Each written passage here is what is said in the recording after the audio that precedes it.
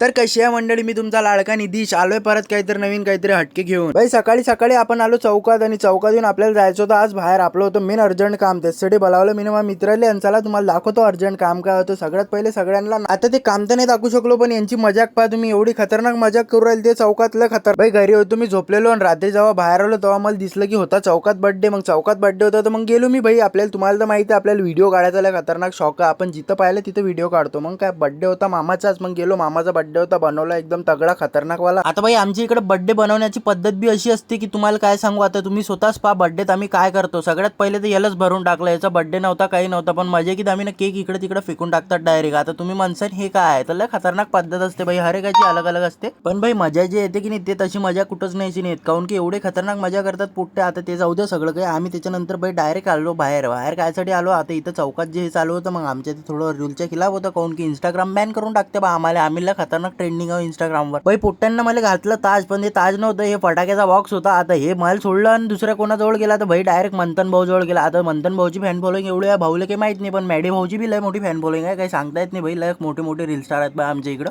आता तुम्ही म्हणसार आम्ही हे असं घासत कुठं घेऊन चाललो होतो, भाई घासत आम्ही घेऊन चाललो सगळ्यात खतरनाक पोट्ट्याजवळ, जो आपल्या अकोल्यात सगळ्यात मोठा बादशाह आहे भाई. बादशाह म्हणजे त्याच्या वरचा आहे भाई, तुम्हाला काय सांगू आता. तर चला तुम्हाला पण दाखवतो त्या बादशाहचं तोंड. तर भाई यांना म्हणतात भाई देशमुख, एकदम खतरनाक, याचा माहोल अलगच आहे. हा पुरा आमच्या शाळेतला एक नंबर पोट्टा होता, जो बिना छळ्या खायचा राहत नव्हता. आता हा माझ्या शाळेत तर नव्हता, पण मला माहित नाही म्हणून मी म्हणून दिलं काही बी. आता हा म्हणत्या होता बा माझ्या शाळेत, मला याचं माहिती आहे म्हणत्याचं. टाइम पा पोट्टो काय झाला ना, आम्ही पा कुठं आता सध्याच्या याच्या. आता पोट्टो मी तर आत नाही जागी, काऊन की माझी मम्मी तर मला मारीन, काऊन की झालेला टाईम आणि तुम्ही बी झोपून जा. आता लवकरात लवकर आपल्याला फॉलो करा आणि लाईक करा. Bye guys.